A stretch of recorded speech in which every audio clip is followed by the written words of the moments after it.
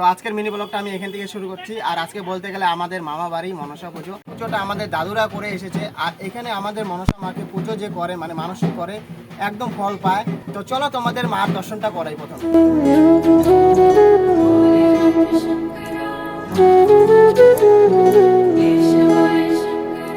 অঞ্জলি দেওয়া হয়ে গেল তোর? তাও এখন বাচ্চা 3:30 আর আমাদের পুজোটা প্রতিবারই দেরি করে হয়। শুনো এটা লাগে নাই? হ্যাঁ বহুত খিদে পেয়েছে অনেক। তো আরেকটা নিয়ম আছে, নিয়মটা হওয়ার পর তারপর খেয়ে নিস। তো তোমাদের তো মার দর্শন করে দিলাম। আর বলতে গেলে আমাদের পুজো হওয়ার পর একটা নিয়ম থাকে। আর তোমাদের যাদের যাদের বাসায় পুজো হয় তো কাদের কাদের এই নিয়মটা আছে একবার কমেন্টে জানিয়ে দিও। চলো তোমাদের নিয়মটা দেখাই।